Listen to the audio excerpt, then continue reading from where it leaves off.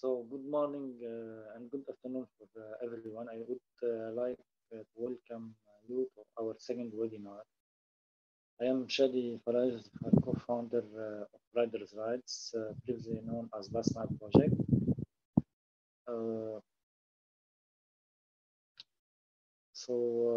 And also my colleague Karina Saf will help me moderating the session, and she is studying PhD research at KU11. But firstly, let me explain about our work about Riders' Rights. So Riders' Rights is a grassroots CSO that work on mobility justice, and we start by the project that maps the informal system, and we want to promote more the system and improve it using the mapping tool as a tool. And also, let me also announce a thing. In the period of COVID time, we did a campaign called Bus Line Heroes. So yesterday, we did distribute the amount of money for 32 drivers. So I want to thank all who support the Bus Line Heroes campaign. And soon we are working on a project to protect the driver and the rider. So stay tuned to this project soon. Also, I want to move now to the session. So as you know, the session will tackle the challenges and opportunities in the transit system in 3 cities. And those 3 cities are, each city is one continent. And I think they are different from each other on a lot of level, cultural, languages. But I think what they might have in common at some point, they are 3 resilient cities. So 3 resilient cities, and they have the informal system, transit system. So we will tackle the issue today and learn from each city experience in the transit system and see how the dimension, a different dimension can help or can give another challenge for each city. Now let me give the floor to Karina. I think we will start by the presentation of Beirut with Dr. Mady. So Karina, the floor is yours. Hi everyone, as Shadi explained, we are hosting 3 speakers to talk about informal transit practices in 3 different cities. I would like to welcome our first guest, Dr. Mady, who is an assistant professor at the Department of Architecture at Notre University-Louaize. Christine has worked as an urban planning consultant on projects in the MENA region between 2009 and 2014. Her research focuses on the public spaces, temporary uses, use rights, and the social integration as well as planning for social infrastructure. She holds a PhD in city and regional planning from Cardiff University. In 2014, she received the Urban Studies Foundation international fellowship to pursue her postdoctoral research on public spaces in unstable contexts at the university. Our second guest is Dr. Jacqueline Klopop, is a research scholar and co-director of the Center for Sustainable Urban Development at Earth Institute at Columbia University in the city of New York. Her research focuses on the political economy of land, transport, air pollution, climate, and public policy reforms in cities, and she's the author of numerous academic and popular articles on these topics, with a focus on African cities, especially Nairobi. Dr. Klopop has served as an expert with the World Resources Institute, World Bank's USAID, United States Institute of Peace, AFD, and various UN agencies, and currently teaches in the Sustainable Development undergraduate program at Columbia University. And our last guest is Ms. Mariza Toro Lopez, is an architect and urban planner. She has worked at Beirut. It's an urbanism studio in Belgium. And she was involved in projects about strategic planning, process design, urban design, and mobility planning. Currently, she's conducting a PhD research at KU Leuven, Belgium, with the main focus on conflicts and in the interplay of transportation and various factors related to socio-ecological, socio-economic, socio-political, and socio-cultural arrangements in Colombia. So after this brief description of our guests, I will give the floor for Dr. to explain more about the informal practices in Beirut. So just a reminder that each presenter will have 15 minutes, including one question asked by the participants or the moderator. So Dr. Mady, the floor is yours. Thank you, Shadi. Thank you, Karim. I will now share my screen with you. And once you confirm that you see my screen, I will start the presentation. Yes, we can see it. Yes, yes.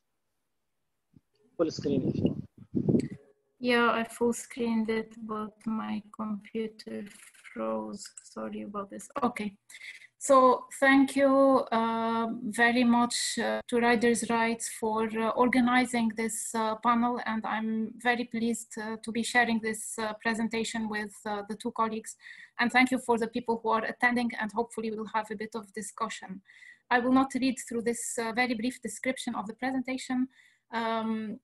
Basically, I would like to focus on the on three aspects related to the informal bus system in Lebanon, and with the purpose of trying to look at opportunities for what to do to increase awareness and ridership of the system. So stereotyping riders, the poor infrastructure, and difficulties of transfers across bus lines are the 3 points that I would like to address. But before starting that, I think that it is important to at least establish a common understanding of what do we mean when we say informal. Because although if we look at definitions of informality, and I go back to the Cervero report of 2000, there are variations across countries. There might be similarities, but of course there are also variations across countries. So for the purpose of this presentation, I would like to outline a few of the commonalities of what we refer to as informality. And again, there is also the other term, which is, are we talking about mobility or transport in this case? And I think in this presentation, I'm focusing more on the mobility, and that means the ability of people to navigate the city freely and to have accessibility to destinations. So if I talk about informal mobility in general, and as it is presented in the literature globally, not only in the global south, but also in the global north, maybe it is a means of transport that gives less options or less choices to their users, as opposed to using a private automobile, either as a driver or a rider of the private automobile. There is a common understanding that informal mobility or informal transport occurs when states cannot endorse, or they are missing in endorsing mass transit in the country. And then this is where the market supply takes over and the private sector tries to fill in this gap. There is also a homogenization or stereotyping of riders that are described as captive riders, low-income people, females, elderly, migrants. That means they are categorized generally in relation to race, gender, or ethnicity, as Levy puts it, which is resulting in a certain fuzziness, because we think that this cloud of people is formed of these categories, and that is it. But then there is a very interesting reading of informality that is very much related to the context where it occurs. And here I'm referring to an article that was published last year in Antipode by Rekshia and Skibnev, where they tried to also look at informality contextually, in this case in East European countries. And one could speak about the workers, the drivers, the operators, schedules, maintenance, the stops, licenses, the subcontracting, the deregulation of the system, financial issues, casual wages, and so on. So these vary contextually, and they do not have to be the same in any informal system. Another thing which is striking about how people perceive or how literature refers to informal mobility is that there is a lot of focus on what is negative about informal mobility, rather than what are the opportunities or what is informal mobility offering. So there is always reference to the nuisance of informal mobility. Well, of course, it's not regulated. It is not going to behave like a train on a rail track. It is unsafe. And yes, there are reasons why unsafety is an issue. It doesn't mean that it is an inherent trait that cannot be addressed in informal mobility, and it is polluting or even an environmental threat. But one has to understand why this emphasis on the negative aspects of informal mobility. And here I refer to a sociologist, I'm sorry, I will remember the name in a minute,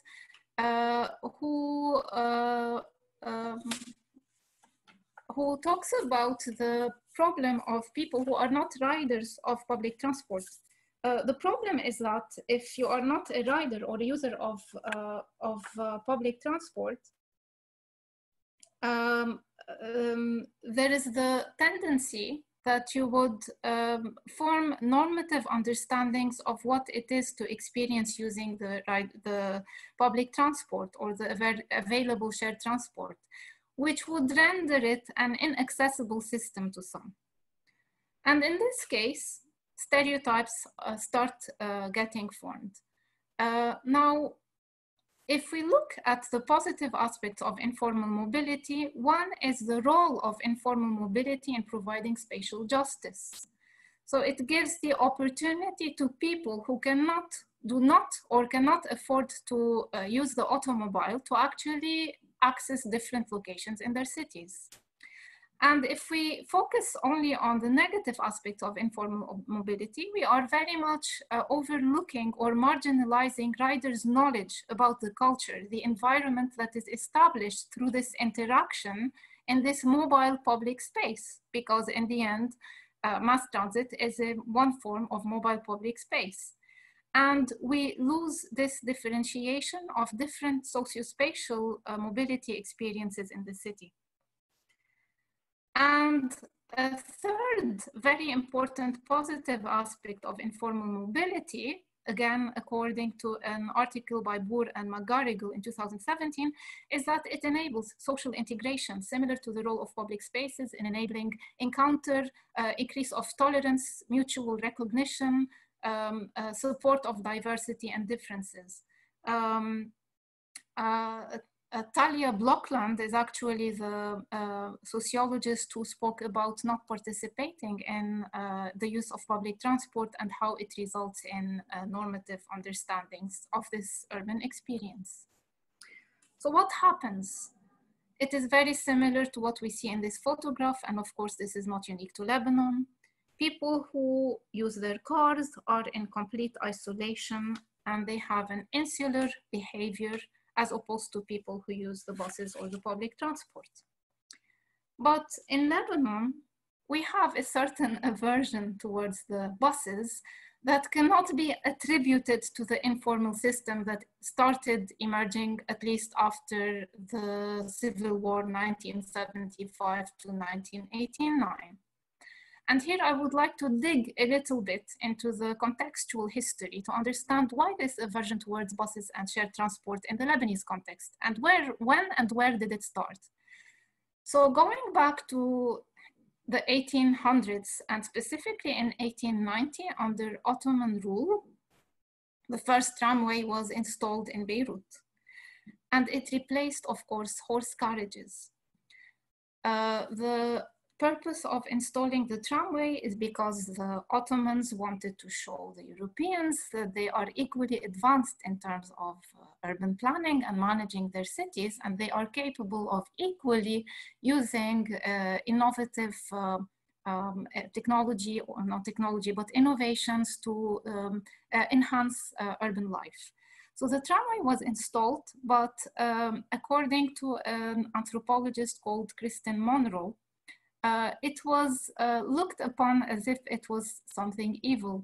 And the reason was that it disrupted actually a whole industry of horse carriages with everything that comes around it. So here I start mapping disruptions in the history of transportation in the Lebanese context. 1943, our country was, the Republic of Lebanon was constituted. And of course, it was a free market economy with a democratic regime. And during that period, the rise of the automobile as a sign of modernity was very much encouraged in the country. And one of the presidents during the period saw that the construction or expansion of the road network was a sign of prosperity for a country. And hence the use of the car was very much encouraged at all levels. However, in the Lebanese case, the car was used even for shared transport, or what is currently referred to as the service or the jitney. So people still preferred to use the car rather than the black devil, which was the bus or the tramway, because they thought that that was a more adequate means of transport for them. In the 1980s in Europe and then in Northern America, and according to Haskell, 2005, a slow return or understanding of the importance of mass transit emerged. And the reintroduction of non-motorized mobility or bus systems, tramways, and metros was actually favored over the widening of the road network for the private vehicles. Unfortunately, at this time, and in 1975, Lebanon was undergoing its civil war. So it could not follow the pace of what was happening in other countries in terms of transportation. And unfortunately, one of the incidents that sparked the civil war was a shooting at a bus. And it was not one shooting. There were several shootings at buses throughout the war period in Lebanon. And if we go back to the sociologist Samir Khalaf, who in a reference in a book in 2002 about the civil and uncivil Lebanese war, he clearly states in the book how there was a fear or an aversion from public spaces, bus terminals, and anything that had to do with gatherings throughout the war period, which unfortunately remained even after the war in the Lebanese mentality in many cases. So there was this loss of trust in being in a public space or being in a bus, which is the shared transport. With the end of the Lebanese war, 1989, plans to reinstate public transport started, be it the bus or the metro. Of course, the metro never saw light. It remained as a scheme, and the bus system gradually failed to be replaced by the informal bus system. In 2019, law number 135 confirmed that the bus rapid transit as a project funded by the World Bank will start in Lebanon to actually support public transport in the country. But here I wonder, in addition to the disruptions of changes of transportation system that the country went through and the traumatic experiences of being shot at in buses in public transport, what about the configuration or the spatial distribution of the city itself? Because with the tramway and then with even the services before the war, there was one hub which was in the city center, Martyr Square. So everything converged to actually the city center and then radiated from the city center to service the city. After the war, we had a division of the city into east and west. And then the city was reconfigured into a polycentric city with multiple divisions due to different reasons, mainly political sectarian ones. And I'm not sure how much time I have. If Karine could just tell me if I'm overrunning the time. No, it's fine. It's fine. You're still on the time. So I was wondering, and this is why I want, and this is what I would like to present in this session, is can we go back, can we work in reverse and move from establish an interconnected network to try and arrive at an integrated city? Because Beirut currently, with not only administrative but metropolitan Beirut, is suffering from a lot of divisions, and it is very much reflected in its network.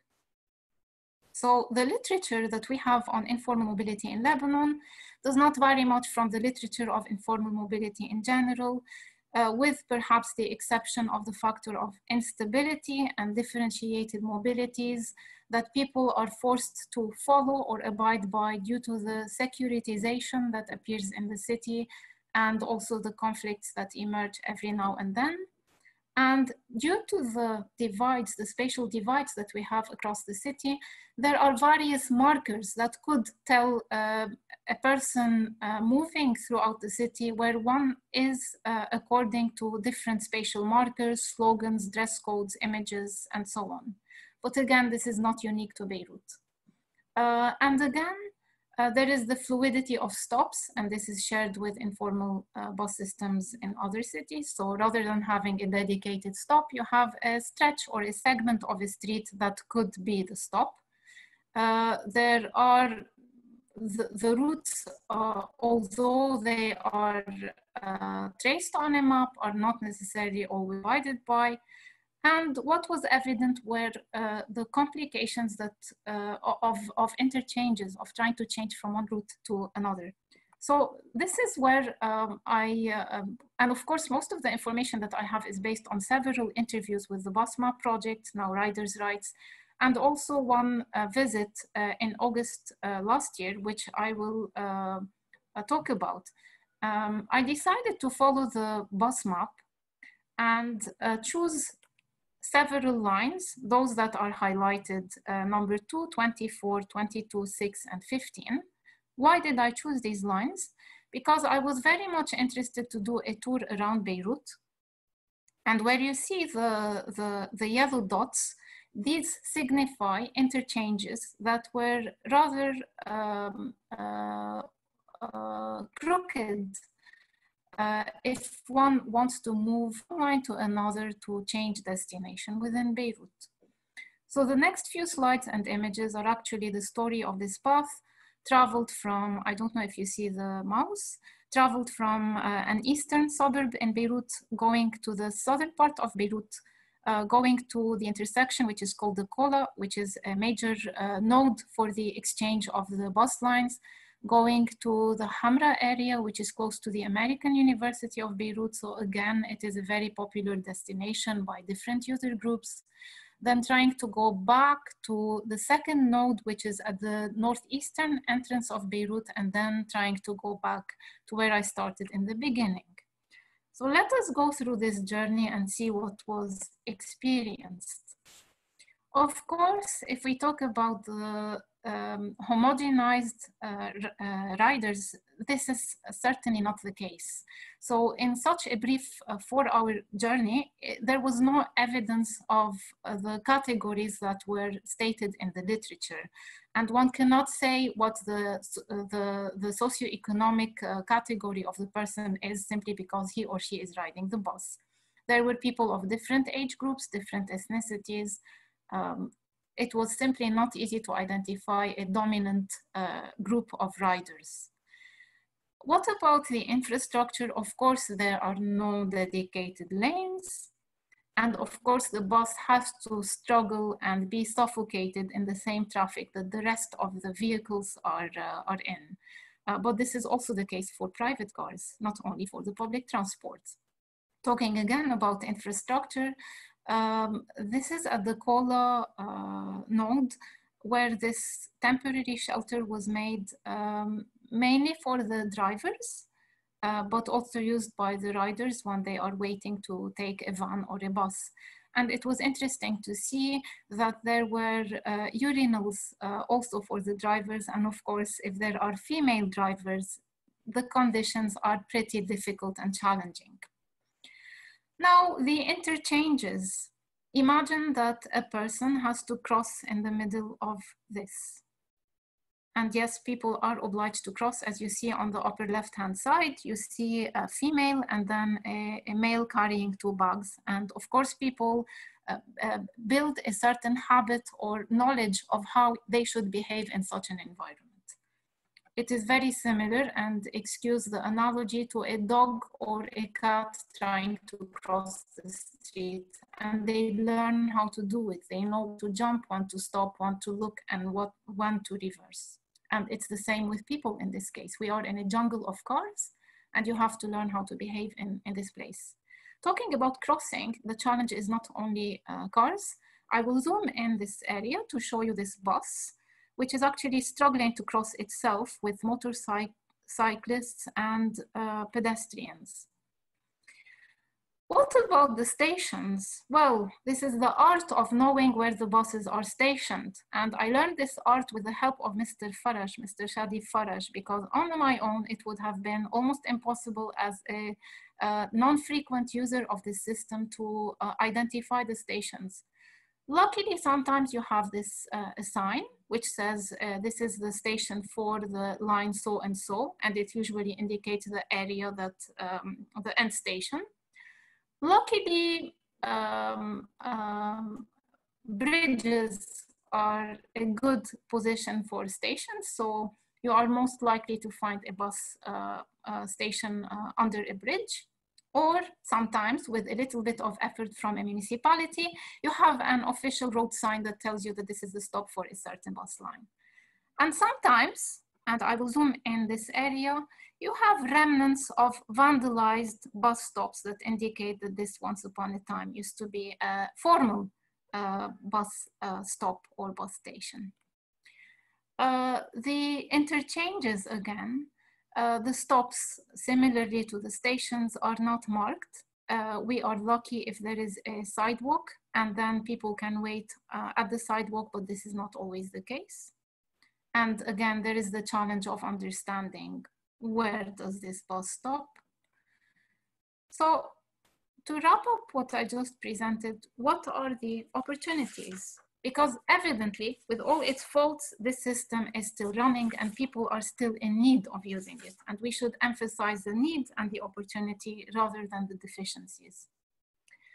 So one should not forget that this system is an opportunity for a livelihood, not only for the operators and the drivers, but equally for many individuals who have shops or are located along the routes of the system. And this is one example of a bus stop next to a snack shop, and the bus stop was enhanced with a little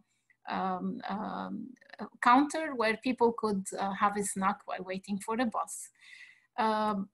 Livelihood, of course, for the drivers, but livelihood also for mobile merchants who sees the opportunity to have people coming in and out of the bus to sell a donut or a bagel or whatever.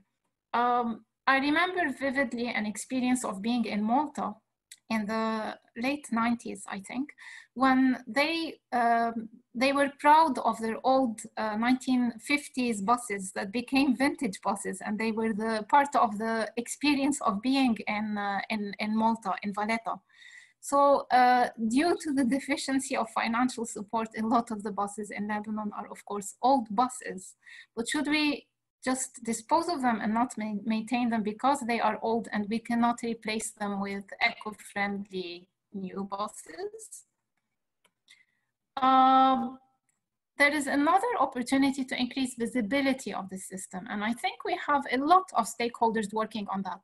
Some municipalities, as I demonstrated with the signposts, but also some of the companies, be it the governmentally run company, the OCFTC, or be it the private operators who try to raise awareness inside the buses, or be it NGOs like the Basma Project, Riders' Rights, who actually tried to make this network visible in a city that is generally described as being chaotic. And opportunities of using underused spaces everywhere around the city. So I was surprised to see that this actually exists next to a transportation roundabout. It is a little garden and it even has benches. And this was of course done with the effort of not only municipalities, but activists who are trying to change or reconfigure how we use the city. And this is a dead space underneath a bridge that could very much serve people who are using the mass transit. Likewise, the photo on the right-hand side. So to conclude, and this is my last slide, actually before last slide, there are a lot of intentions and potentials to improve this or transform this transportation system. I named the bus map project to increase knowledge of the current network, and many people right now are aware of this network because of their map. Riders' rights who are trying to increase awareness and introduce the culture of using public transport or shared transport. Various activists that are trying to change perceptions and increase encounter among people. The role of academic institutions to actually support such activists, NGOs, and municipalities. Municipalities who should collaborate to improve connections. And here I talk about specifically the urban divides in Beirut, but also increase walkability, because without walkability, it's very difficult to increase ridership in the shared transport system. Communities have also to work with providers. I mean, the drivers are part of the community and they should be acknowledged as stakeholders who could enhance ridership in the system. And if we read Law 135, there are a lot of opportunities to actually tap on the feeder lines that could be the current providers, the use of IT, which is definitely underused in this case, working across providers, and as I mentioned, improving the built environment. So this is now my last slide. What are the opportunities that we can tap upon? Increasing trust in this system. And I'm referring here to a presentation I attended at the World Urban Forum in February, where opportunities for female drivers have proven really to be transformative in how people perceive and approach informal shared transport in cities worldwide. The passengers and the drivers do care about the interiors of the buses, unlike what many people think. Just because they are not well maintained, it does not mean that people are indifferent. And here, perhaps there are a lot of opportunities for university students to think of creative ways of maintaining and supporting old buses. Increasing visibility is very important. So unifying stations and stop signage across the network is feasible and should be considered as a means to improve the network. Labeling the buses clearly, not everyone reads Arabic, and it is very difficult for people who are not used to the number and its route to decide whether this is the bus they should take or not. Keep distributing the bus map, because this is really a fundamental tool in this case. And perhaps maintain the vintage buses and follow the suit of Malta. And finally, tapping on IT. Apps to track buses are perhaps an opportunity to mitigate these very fluid stops and stations in the absence of electronic display boards and websites for real-time tracking. Ticketing and a point system. Point system is very popular with the Lebanese population in food stores and supermarkets. So maybe a point system that would encourage them to use the buses by which they could get free rides to certain destinations. And I think the main direction to make a change in the system in Lebanon is that we should study the system over time and make sure that we all take turns to experience it. And thank you. Thanks a lot for sharing your experience about the informal transit in Beirut. So Shadi, he has a question for you. So Shadi. On, here. Yes, sorry. So we have the questions about, so seeing the informal system as a lot of opportunities yet challenges. In your opinion, why are the local authorities not investing or acknowledging the informal system in Lebanon? Yeah.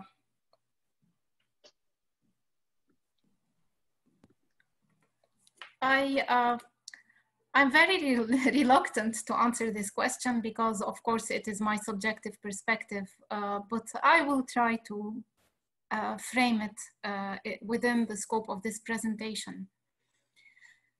And I will go back again historically to 1963. In 1963, before the civil war in Lebanon, we had a Ministry of Urban Planning, which was dissolved during the war period and replaced by the CDR, which is the Council for Development and Reconstruction, which is an autonomous body that deals with some of the planning projects in the country. And I keep asking myself as an urban planner and somebody very interested in public spaces, why is it that authorities are neither interested in reinstating public spaces in Beirut, I will not say in Lebanon in general, nor investing or trying to do something about the public transport despite the horrible traffic congestion that we are facing in this country.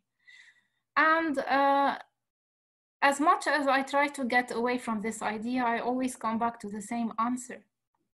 So long the authorities do not agree on reinstating a Ministry of Urban Planning, there will not be hope for reinstating public spaces and public transport in this country.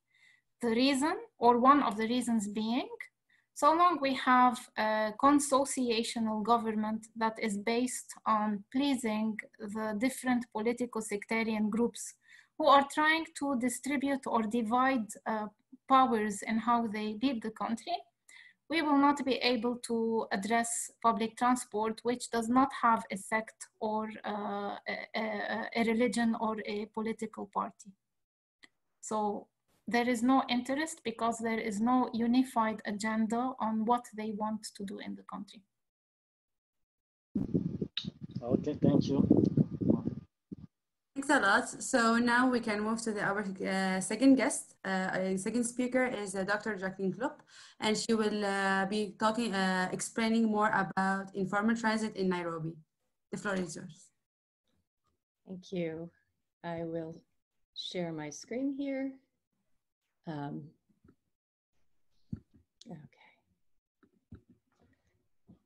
Great. Can you see my screen?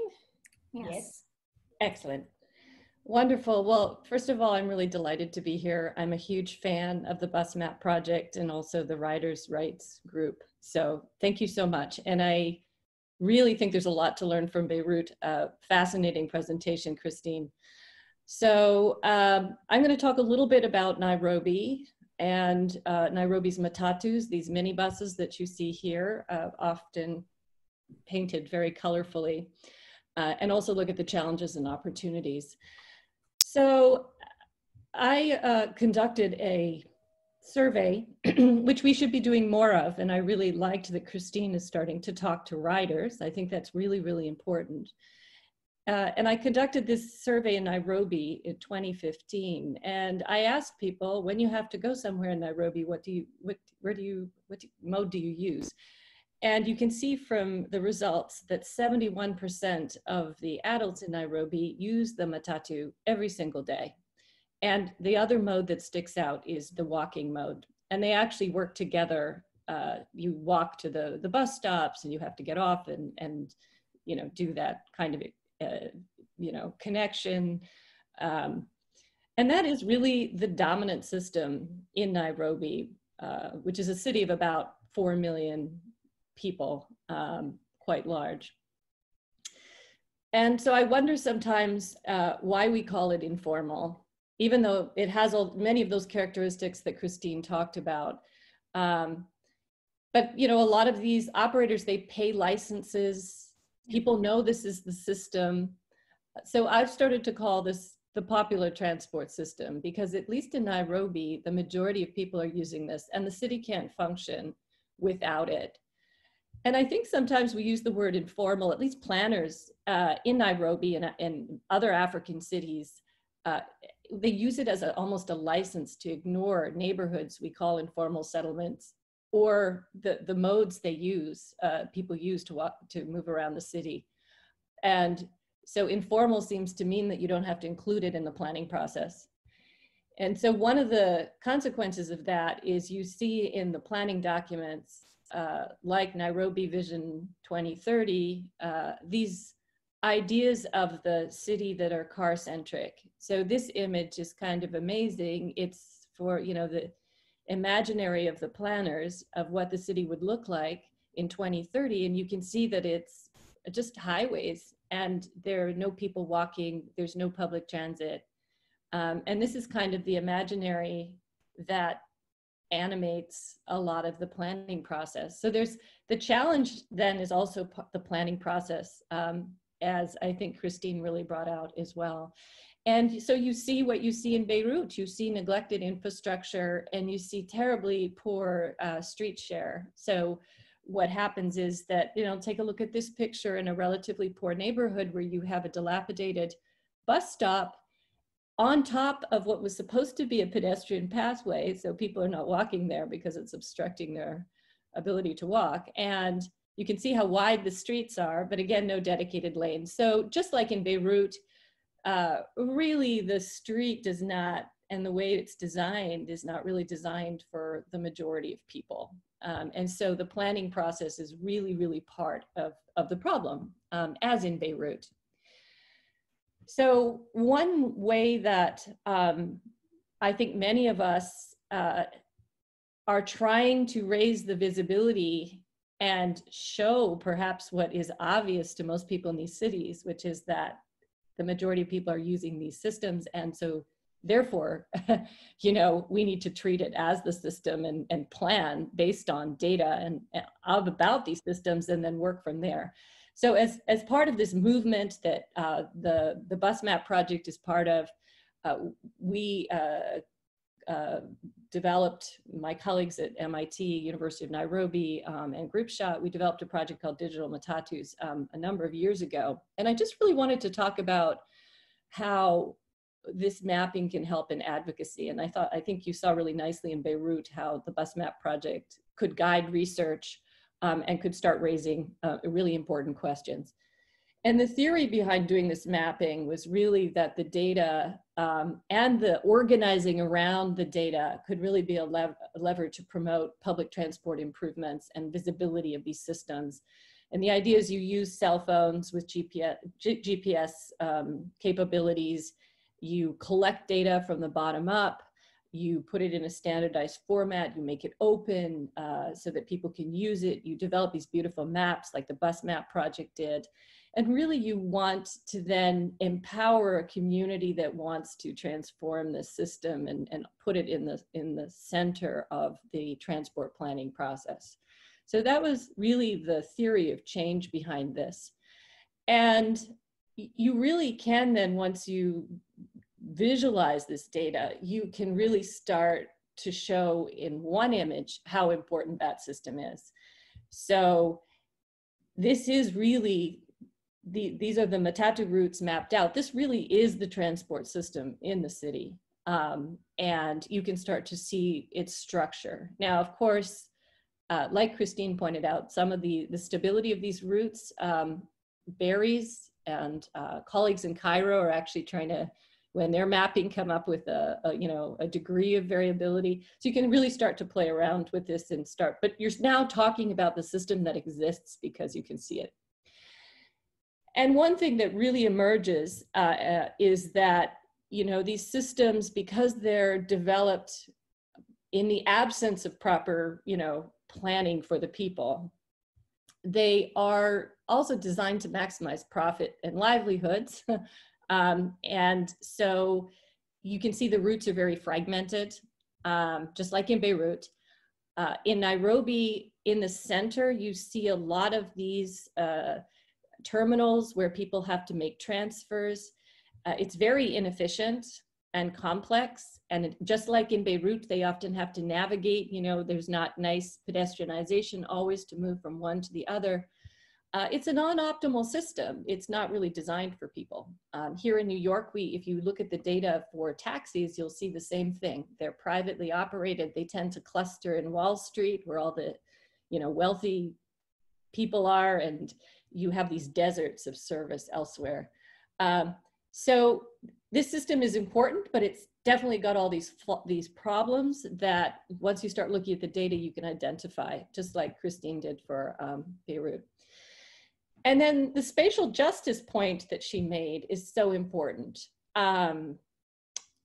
You know, when you start to map these systems out and you start to say, wow, look at the access to services and opportunity they provide for the average person, you can start to say they are performing a really important function in terms of accessibility.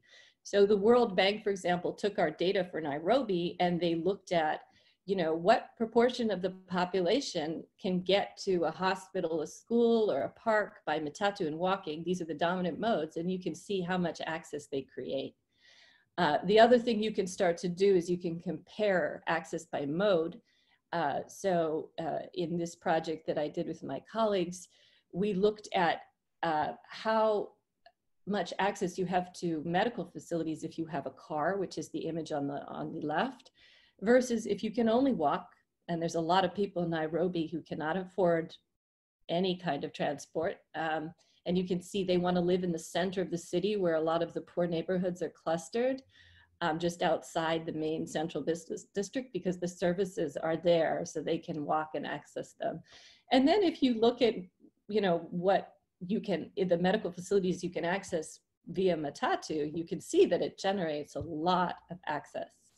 Not quite as much as the car, and so, but you can see that it's so important. And again, you know, it's filling a spatial equity function without any support. And it's not perfect, as I pointed out earlier, but it is generating this important access. Now, this is just physical access. We have to start really collecting more data about fares and quality of service and other things to really get a better sense of, you know, spatial justice in you know, in reality.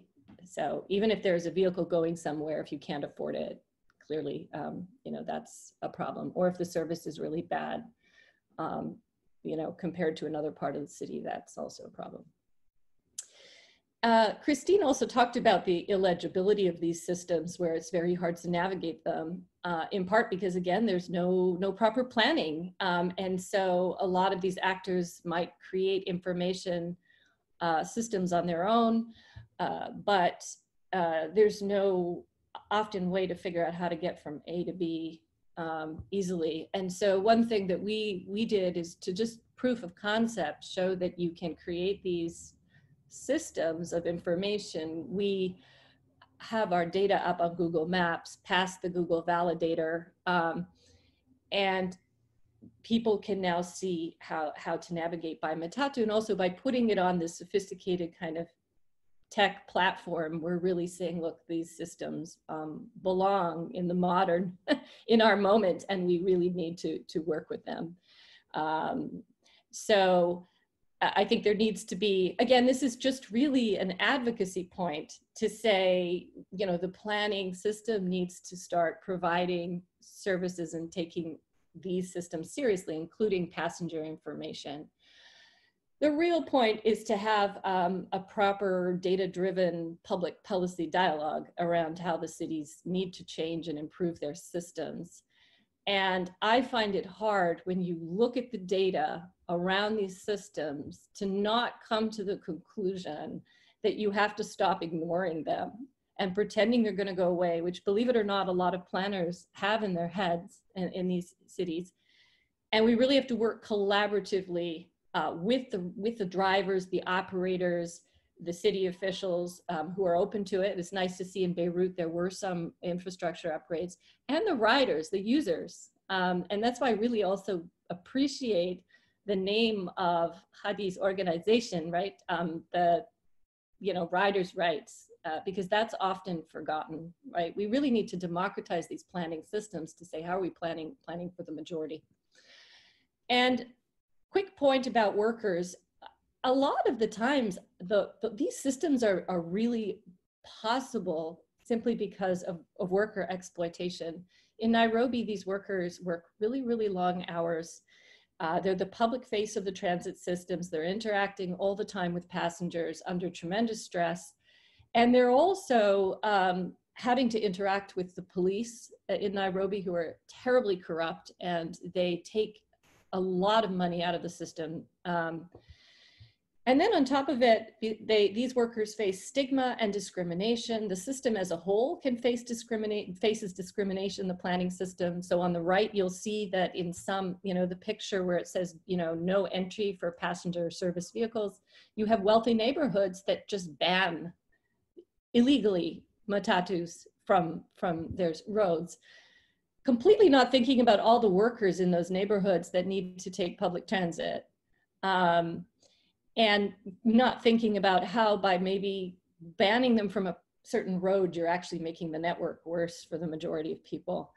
So I feel like one area that we can do a lot more work on is looking at labor and the workers and how they play this critical role. And there is some work that has been done out of Berkeley that shows that one of the only ways you can improve the driving and reduce the speeding and overpacking, which is a big problem, is by actually paying drivers to slow down. If they know that they don't have to work extra hard to make that amount they need at the end of the day to survive, they will change their behavior.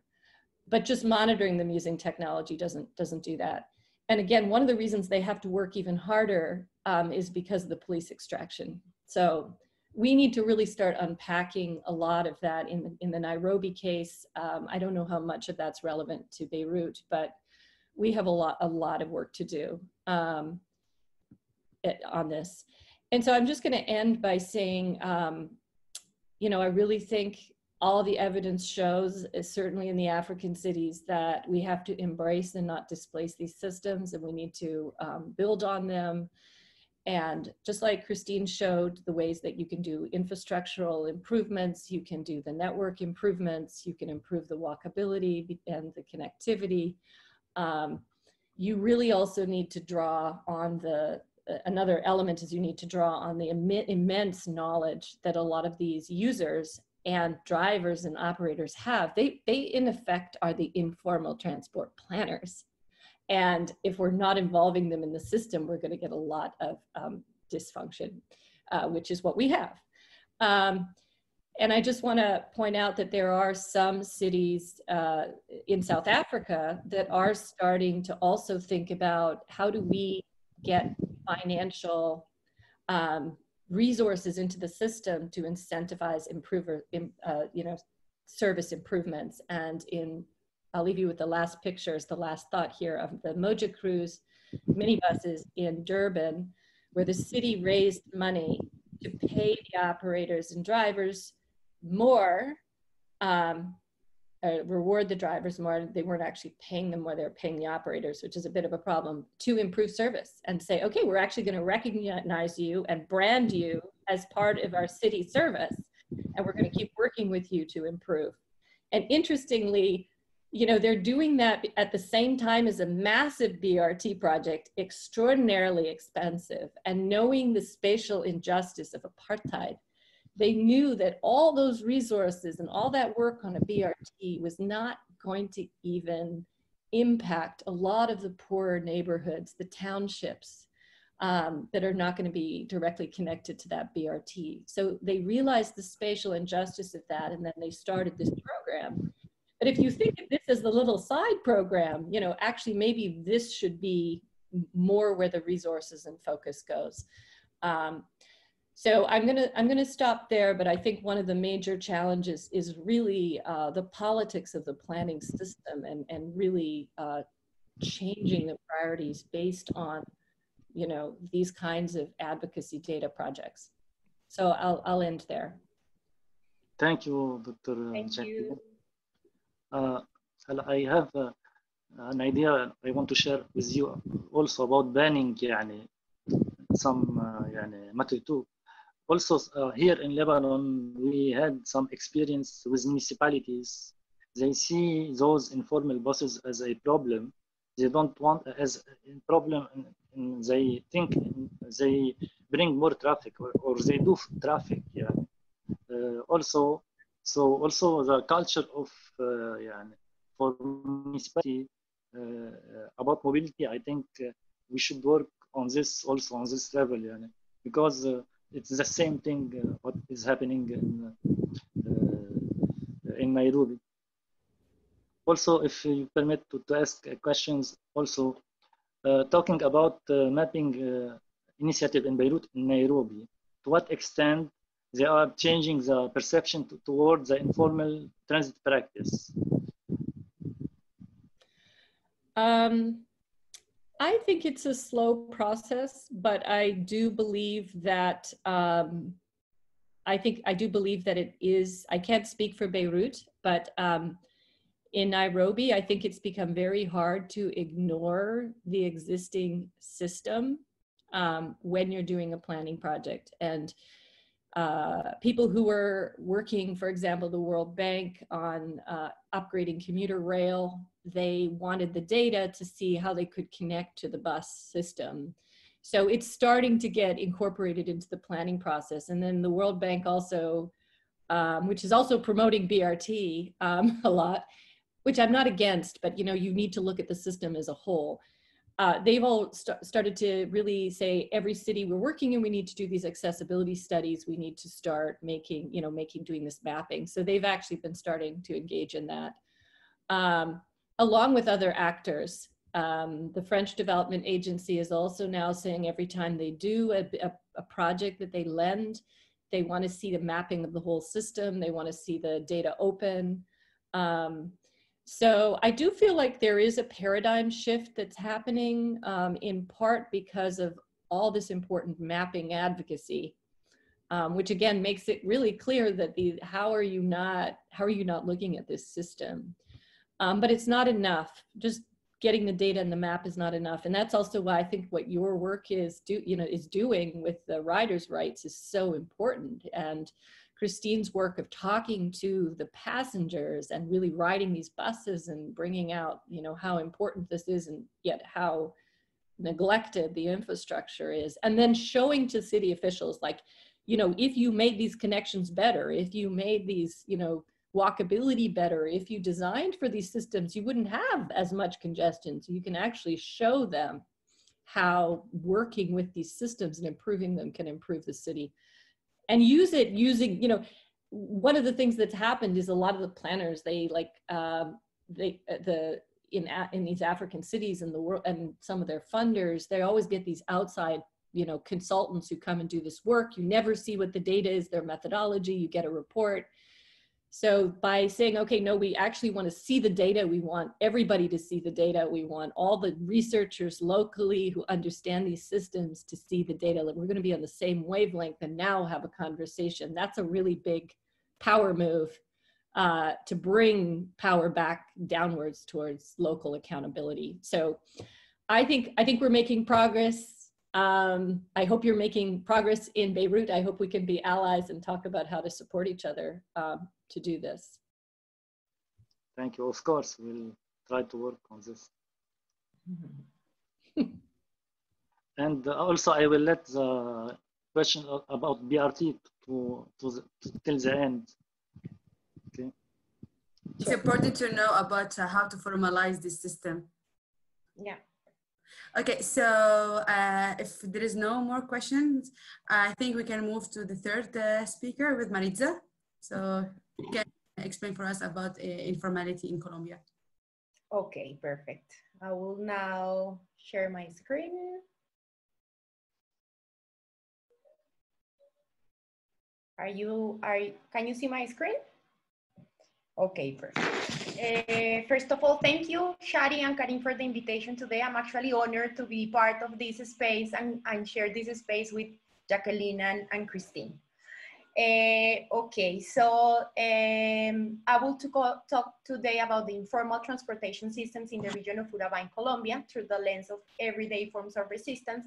I will talk today more about the emergence of informal transportation systems in Colombia, because they are actually very new. There's a very new system, and I just wanted to understand why they emerged. So this is actually the third chapter. I'm going to summarize a bit the third chapter of my PhD dissertation, which is about the conflict in the interplay between transportation and urbanization. So the first chapter is about the social politics of urbanization transportation nexus. The second chapter is about the injustice generated by the interplay of transportation and transportation. So actually the first two chapters of the research are focused on the main hegemonic institutions of the region. And the third chapter, which is the one that I'm going to present today, is about the counter-hegemonic groups, which are informal transportation systems that have had struggles and challenges related to transportation and urbanization. A quick location of the region of Urabá. I guess most of you don't know the area because actually it's a very forgotten area in Colombia. The region of Urabá is located in the northwest part of Colombia, in the department of Antioquia, which is the gray shaded area, with Medellin, the capital city of the department. It is actually a privileged location because a large amount of international shipping circulates this vicinity because of the presence of the Panama Canal, which is here, only 300 kilometers away. The region has 4 main municipalities: Apartado, Turbo, Carepa, and Chigorodó. They are all medium-sized cities of around 100 to 200,000 inhabitants. The region is known for the productive landscape and its port activities mainly focused on banana fields and exports. So actually, I guess that the bananas you eat in Europe, I don't know, in Beirut, Chiquita brands, Dole brand, the huge company of bananas, export bananas. All the production is exported to Europe or other continents.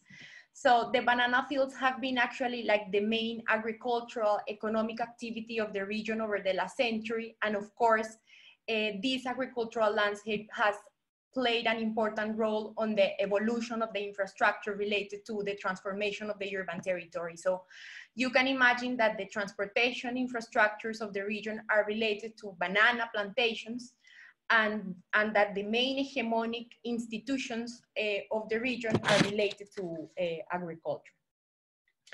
To give you like a zoom in relation to transportation dynamics, Urabá has like a remarkable specificity in terms of mobility.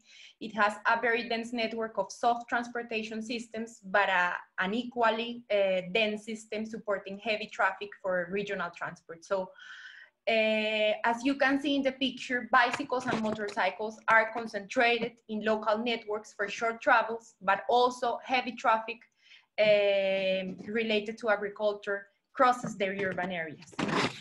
For instance, the picture on the right, you can see the bus routes. This is the municipality of Apartado. The yellow lines are the bus routes. So you can see that almost all are concentrated in 2 main corridors of the municipality.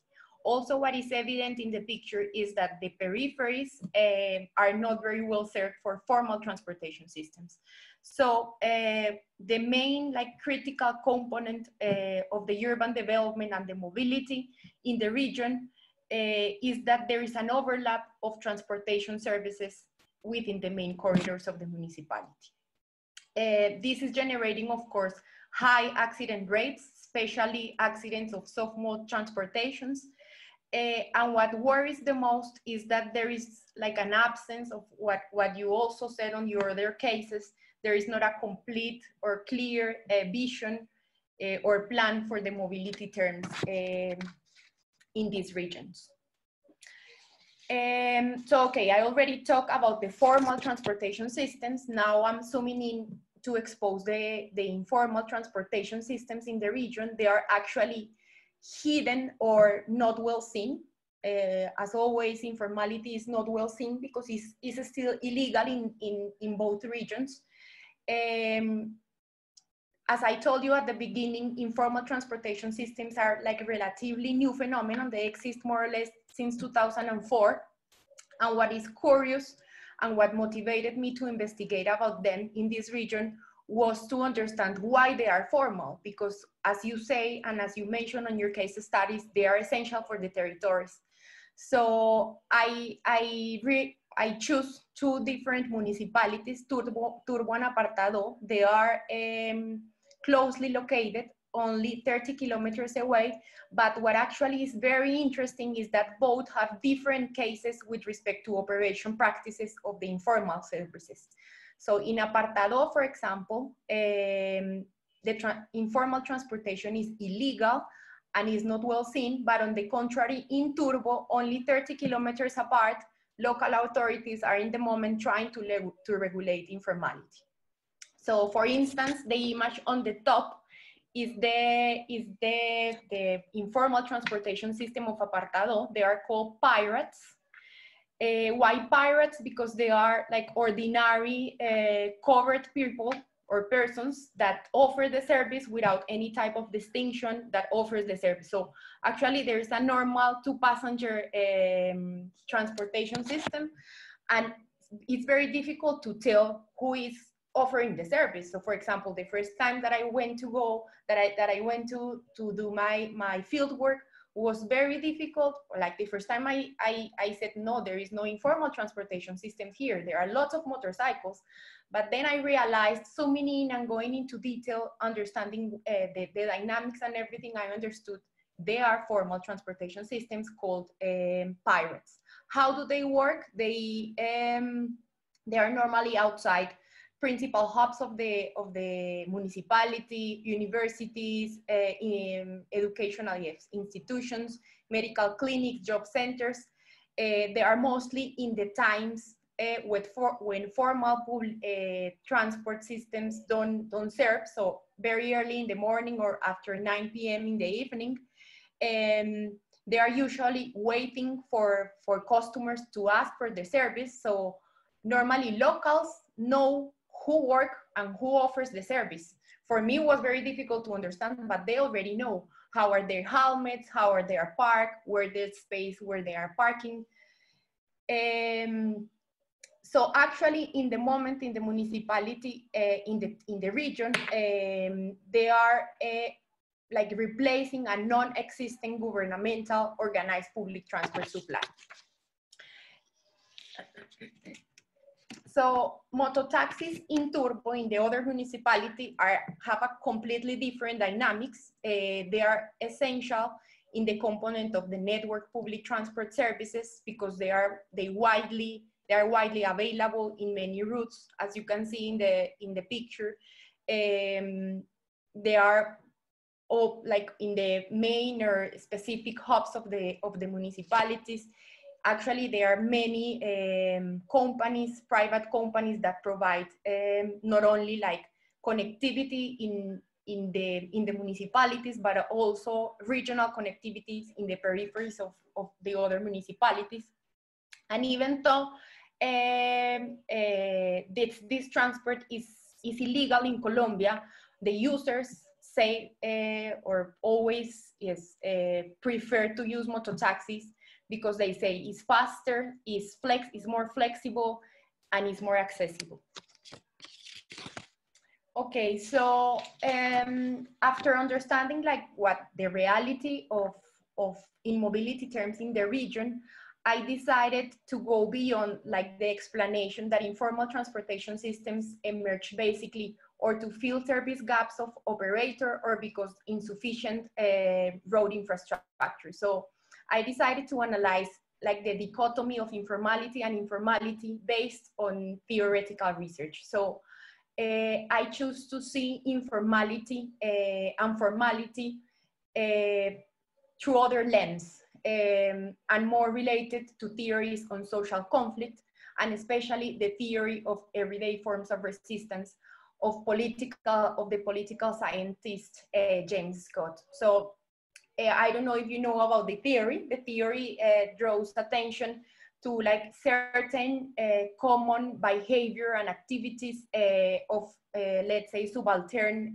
groups as tactics to survive and undermine repressive domination. So as I told you, my first 2 chapters of my research were related to the hegemonic institutions of the region. I had the idea that informality in Urabá were actions to fight against political oppression.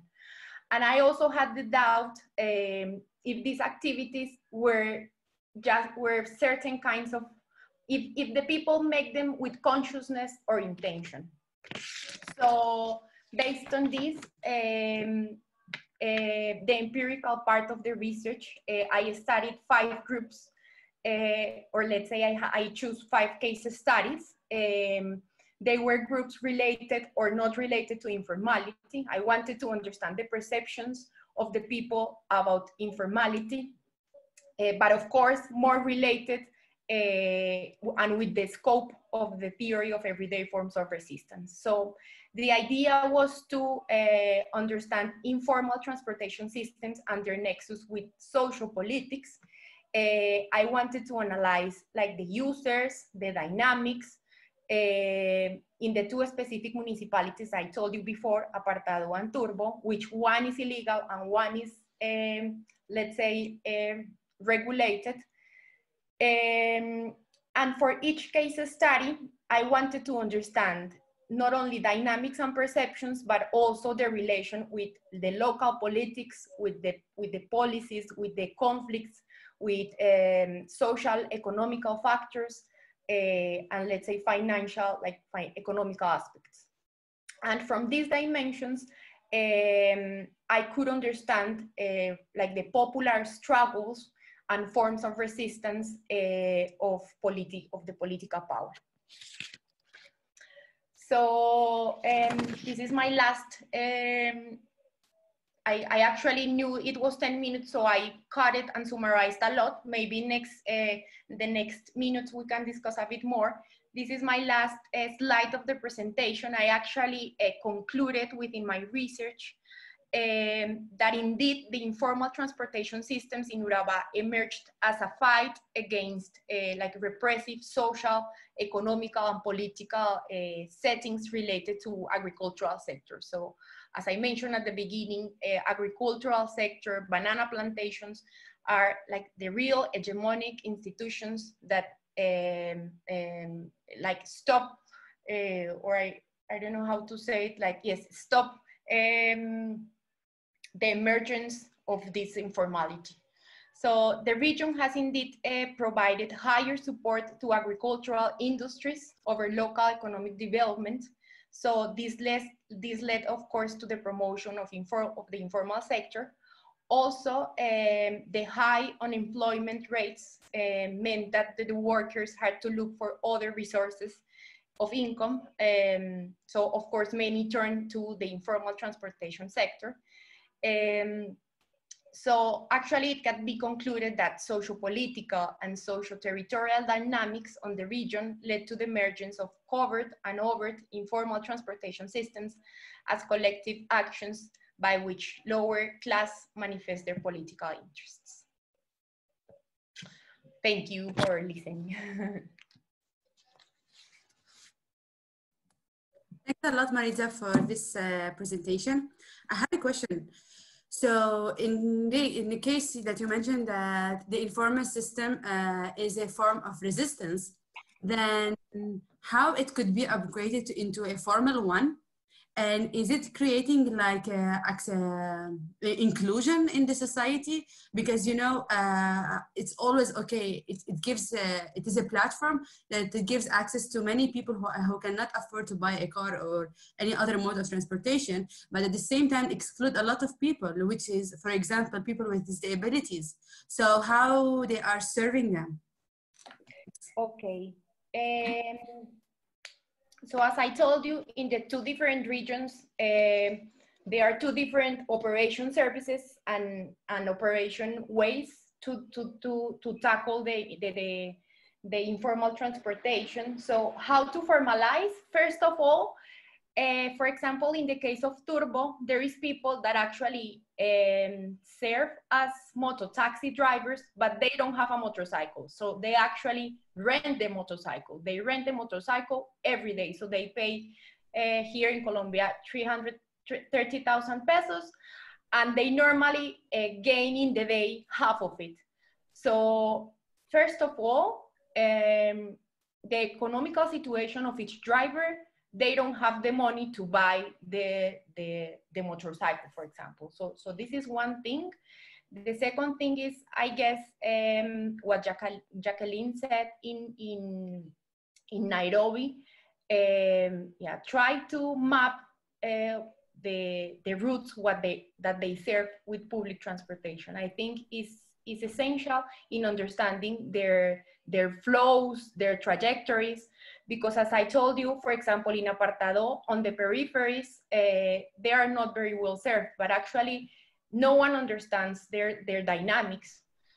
So they just saw them as illegal, as they don't accept informality, so they are not well seen. So it's just only to understand that it's an essential transportation system that serves peripheries and that serves people that actually don't have the money to afford a private car or a public transportation system. What was the second question? Okay, it was about people with disabilities, so how they could be in the system, and yeah. Actually, I think it's a hard question, because motorcycles are the only way of informality in the region. Actually, it's the coast. Temperatures are very high. They are more than 40 degrees.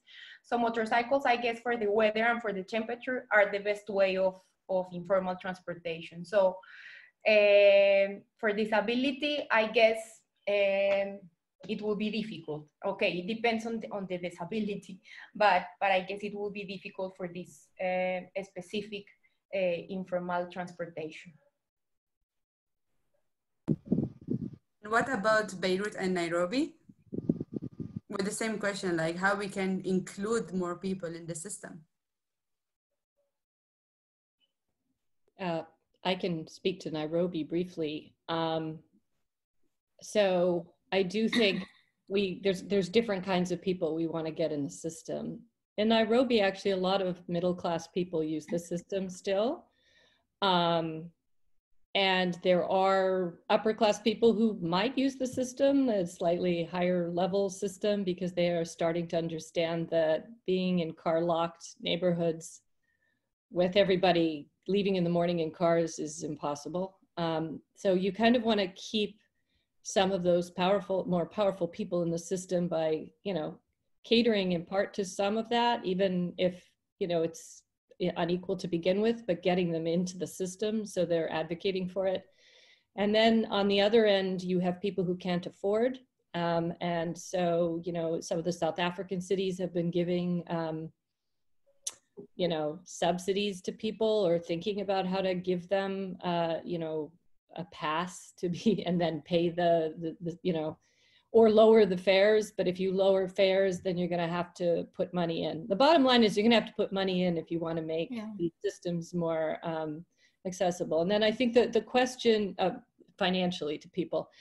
And then I think the question about disabilities is really important. In Nairobi, people with disability, there are a lot of people with disabilities, and actually the dysfunctions of these systems with lots of car crashes, people trying to cross that street that Christine showed us. I mean, some people don't make it, right? Some people get hit. And actually the dysfunction of the system is creating more people with disabilities.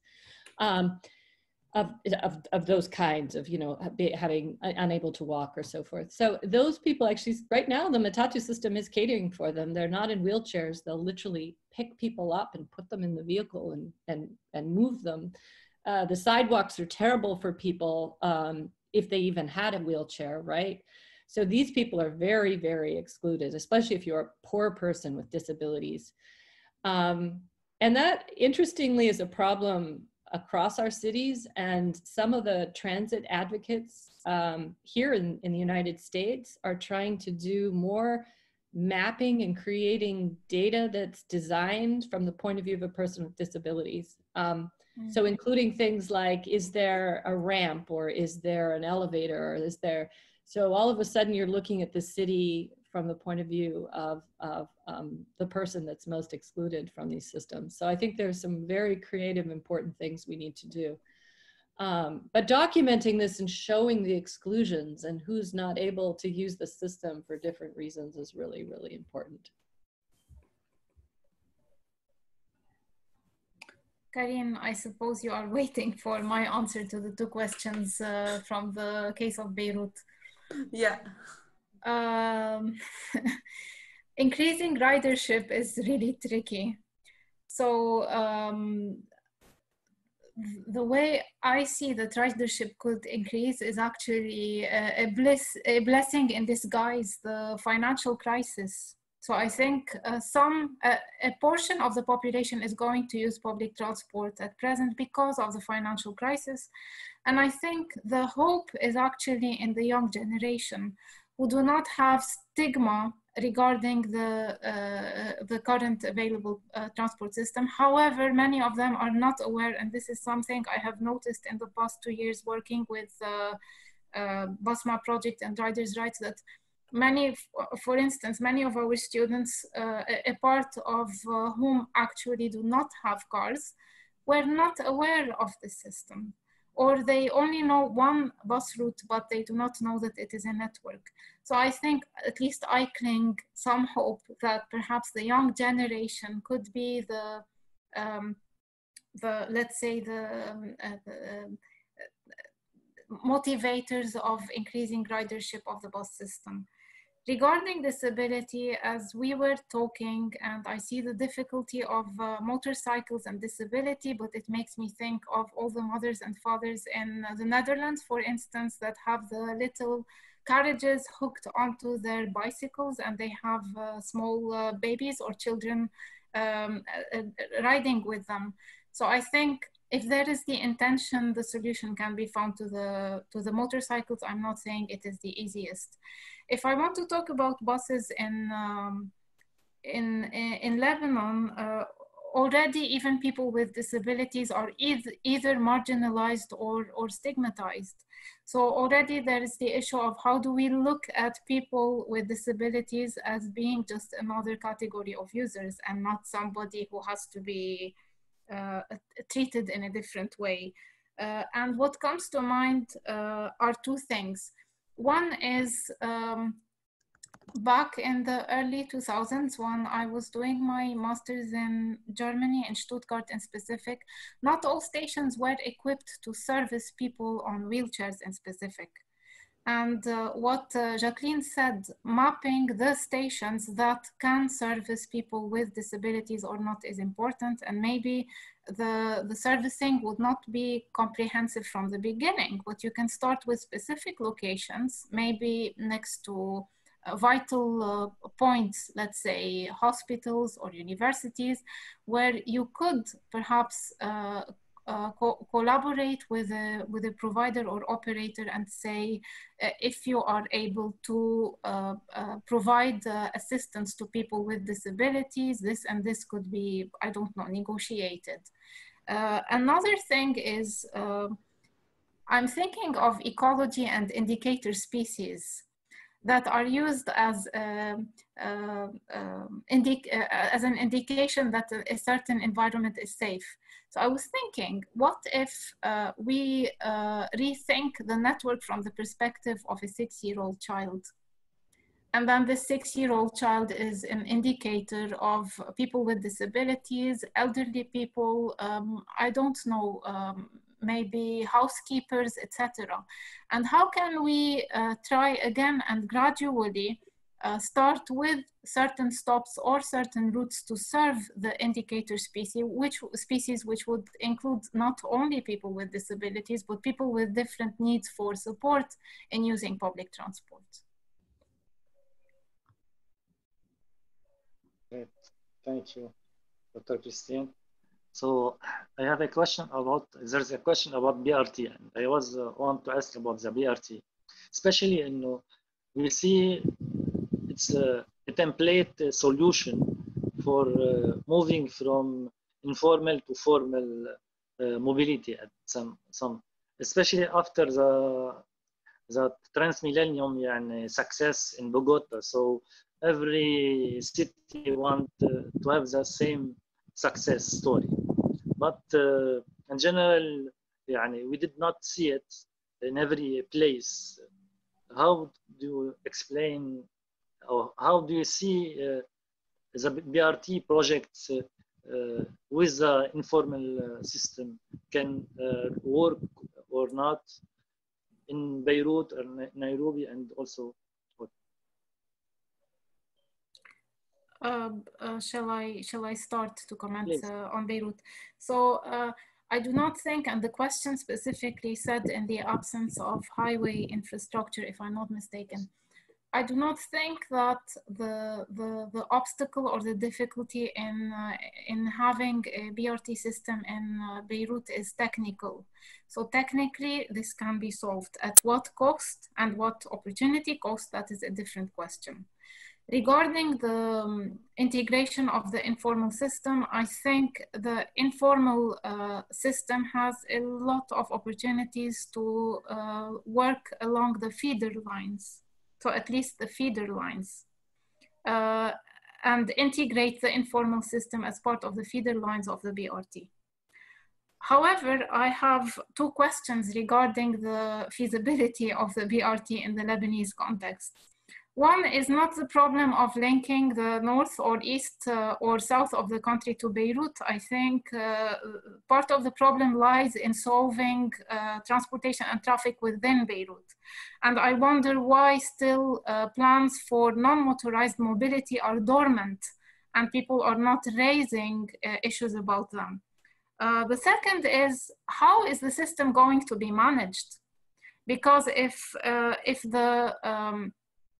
the plan for the bus system in 1996 in Beirut failed for a number of reasons, where is the guarantee that the BRT can be operated and managed successfully within the same context, same environment, and same issues that have not been addressed? So, and then I look at the case of Amman, Jordan, who have a BRT, the infrastructure was implemented, the rolling stock is there, but it is not functional. So shouldn't we look at similar cases of failures and compare before we invest in what you said, a copy-paste or a template model of solving mass transit in different countries? I want to add something of what just Christine said. I know the Transmilenio in Bogota is actually a worldwide example of what bus rapid transit should be. But I agree with you that, for example, I think in my opinion, is not the best system. For example, Bogota lack a connection to lots of peripheries, and actually they didn't finish all the phases of the project. So as you can see, it's also super crowded, and actually in this moment with the COVID is a huge problem. So what just Christine said, you should also look at failures. For example, Bogota initially had a very good idea, but they failed at the end. So it's a very saturated system that actually don't work as they wanted it to work.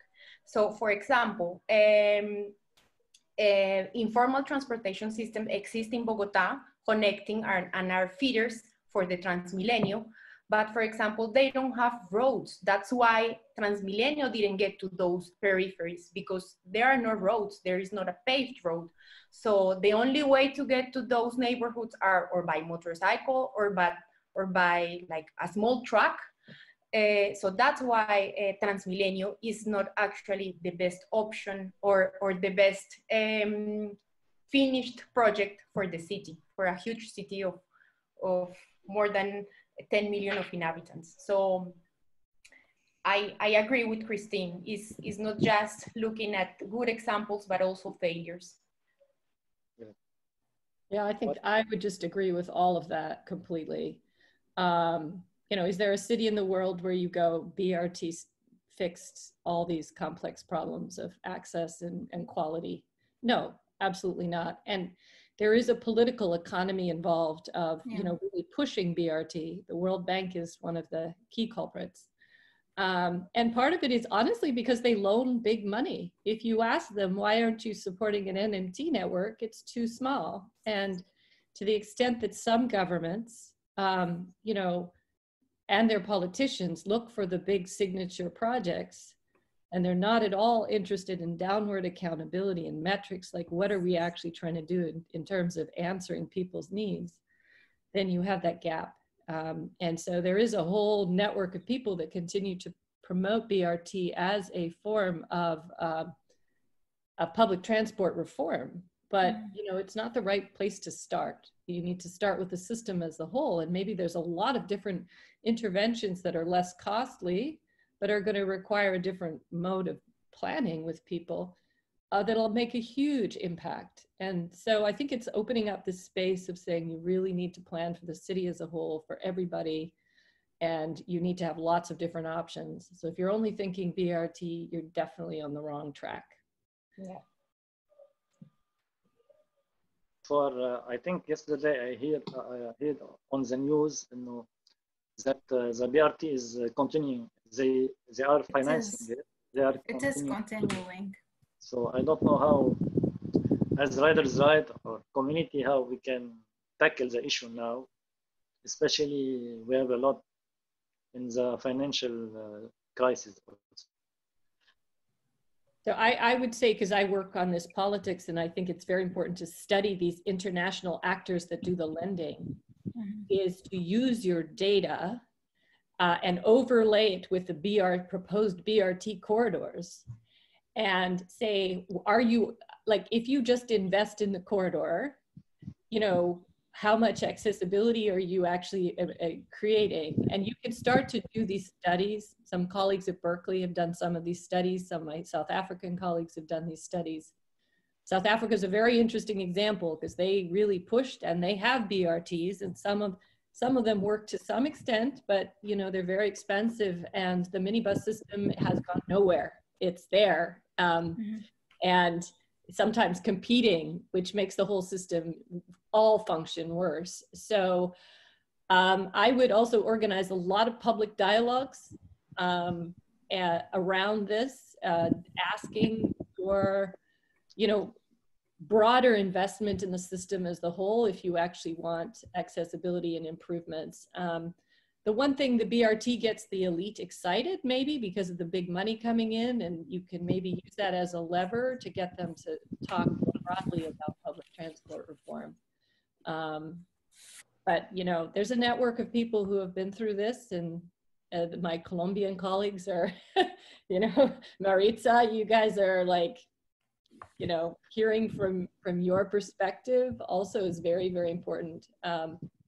So having these dialogues with people who are already experiencing BRT and having them come in to have these discussions in Beirut or Zoom them in, I think would be really important, because the funders tend to be very, depending on the funder, if it's not, you know, I'm assuming it's the World Bank. So World Bank, yes. Yeah, then you really call them in and talk to them and show them your data and have that conversation. We did, but they continue to work on this.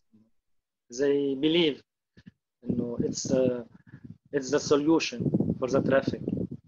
However, because in preparing for this presentation, I was very curious and I read the Law 135. They do have a point where they talk about the integration of the existing bus system into the BRT, and they do talk about the enabling of non-motorized and safe mobility. So I think what Jacqueline said, that the investment should be broadened. It should not be only on the main corridor. And this is one perhaps opportunity to try and do something about just mobility for people, Yes. and not only investing in a corridor connecting the north of Beirut to Beirut and the south and east and so on. We are creating another island on the roads, yani. So it will separate more people if we do those corridors at some point. Yani. There is a question to Jackie about I think it's about the elevated highway projects in Nairobi. How do you think will affect future plans for MNT and BRT? If you have any. I just want to say that, you know, it's again this political economy of where politicians in the Ministry of Transport really just try to make money. I mean, they know how to make money off these projects. And so they work one after another building highways that are very, very destructive. And by the way, the question about, is there highway infrastructure for BRT?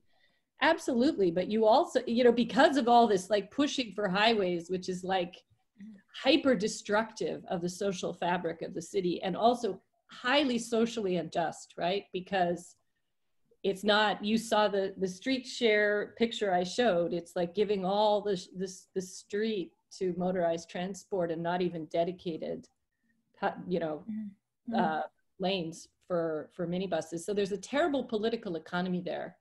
And honestly, the Chinese government's funding a lot of this as a form of soft power. The elevated highway project is insane. It's like they developed a road to have BRT, the Mombasa Road Corridor project. And when they failed, they didn't put BRT, they didn't fix that corridor.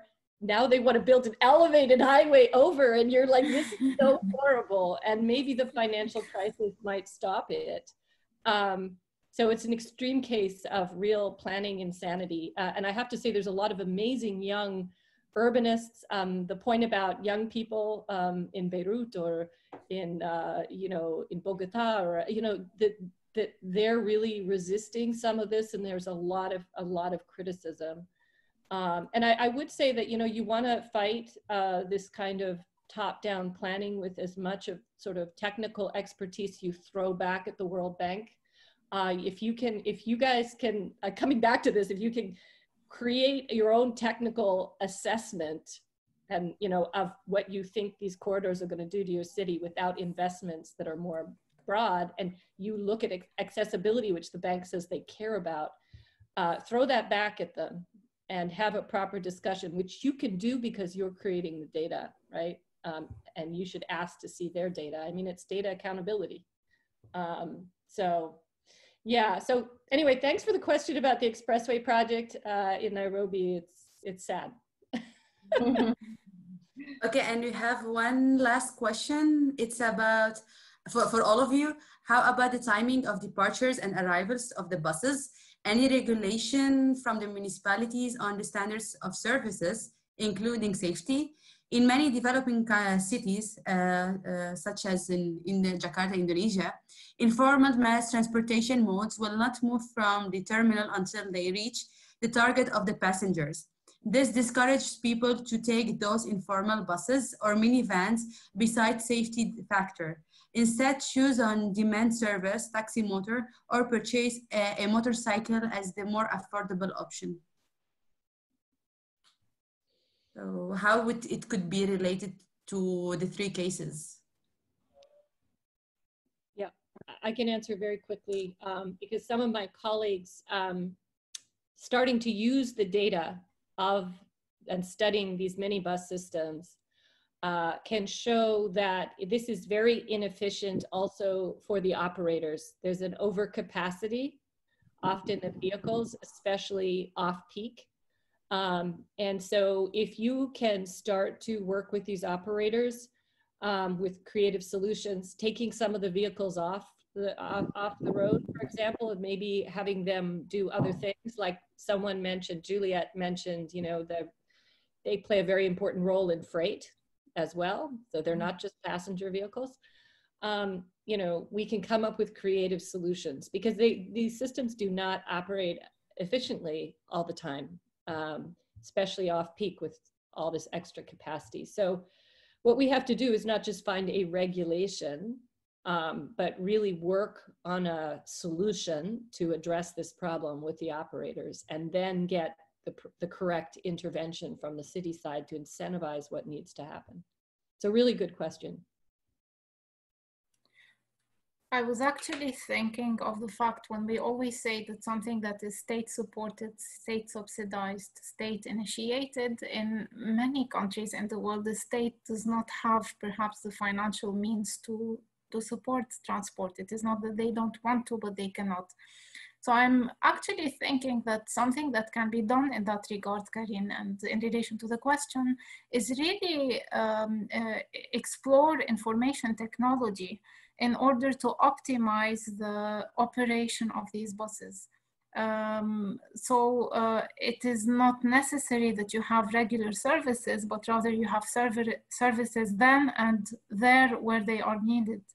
And I think information technology could support in that respect.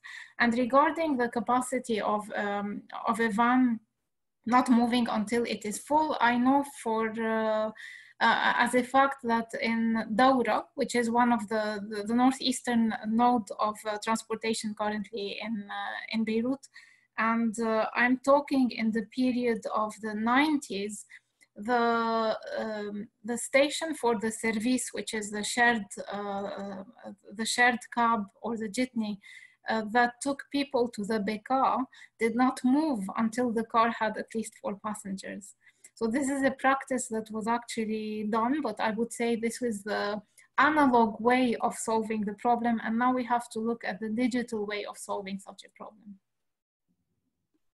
Yeah, it's actually very interesting what Christine said, because, for example, when you say about timing of, for example, in my case in Urabá, motorcycles, that's why people like, is the flexibility, that you go to the corner and there is already an available motorcycle for you and you don't have to wait for it. But for example, in the moment, there are already 2 applications, not yet in Urabá, but for example, here in Medellin with motorcycles. So it's like an Uber. You ask in the application for the service, they go door to door, and it's actually helping a lot for the waiting times, and also for you to travel to the corner where they are also available. And so it's actually also something that can be taken into account for the vans. For example, you can do a share application, a sharing. Okay, you have the one line, you are covering one line, A to B, and you like stop for different passengers in the same line. So I guess like technology and can help a lot to optimize the service. I would just jump in and say though, I agree that you can use technology, but there is often an oversupply of vehicles. And what's happening in Nairobi is the Egyptian company Swivel. I think it's, or maybe it's an Emirate company, but it's starting to operate in Nairobi. And now you see that van on top of the other vans. And yes, you see people with their vehicles and then they fill up quickly and they leave, but now the infrastructure hasn't really been, upgraded. Yeah, so the technology can help, but we still have a lot of governance and, other issues to deal with. And I just want to say, Christine, what I hear, it's funny, I was in a policy meeting in Cairo with my colleagues, and we were talking about these massive projects, right? Extension of the metro, and then it was raised that, oh, well, there's an accessibility problem. People can't afford fares, for some of the infrastructure. And of course, it's funny, people go, well, there's never money for a subsidy for the passengers and to support people, but there's always money for the big infrastructure, right? So if a government says it can't help, but then it says, well, because we don't have enough money, but then they're signing on to these massive loans, there's obviously a problem, right? Right. That we need to untangle. So I think it's actually important as a research project to look at where money's going and what the impact is as well on the budgets. Also, we are piloting a technology solution or real-time application for the system in Lebanon to try to adapt the technology to the system and help to make it more accessible for all. But we think also it's not the solution, because that's why we did not start by it at some point. Because the solution is beyond, I think, from our experience, beyond the system. It's for the people, it's for the city. So it's for that justice in the whole country or the region. So I don't think small integration or can help a lot, but they can help incrementally. Or so incremental solution can help to have in time a system, a more more just system. But we must wait, and it's at some point our choice.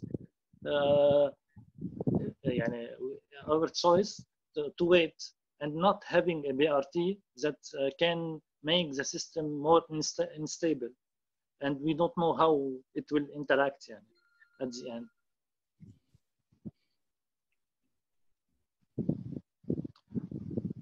I think, do you have any questions, Karim? No, if there is, is there any comments from the participants or from you? No. And the speakers? For the speakers. If you have any additional comments or any ideas. I just want to thank everyone. I mean, I think these kinds of conversations are so important, especially across cities and experiences and our common problems. And I think the kind of activism that riders' rights organization is doing is phenomenal. And I think it's really part of the solution of having these different kinds of dialogues about how the cities need to move forward. And I feel if we're not having these and we're not building the research and the, that backs up the advocacy, then we'll never make progress. But this kind of discussion really inspires me. So I personally just want to say thank you. And I hope we can figure out ways to continue. Yeah, I would actually like to add, again, I'm very grateful for this opportunity to exchange experiences, and I would very much be keen on continuing this conversation with the current speakers, of course, riders' rights, Karim, not only as RR, but also as a researcher in transport, and perhaps expand the network around this common concern that we share. Thank you. Yes, thank you for the invitation also. And I think very different case studies, very different problematics, but actually like the same conclusion. Like we should integrate and stop ignoring informality. So I guess this is like the whole conclusion of all the case studies. Thank you for you all panelists and attendees for being with us today, and also we can do more webinars and learn from each other experience to help the mobility in Lebanon and all the 3 cities. And also thank you, Karim, for helping in moderating the session, and have a good day. And also we are learning from each other, and hope we can make a network, and we are trying to do a network for ridership in worldwide to raise more the voice of ridership in the sector. So thank you. Thank you. Thank you. Thank you. Bye. Bye.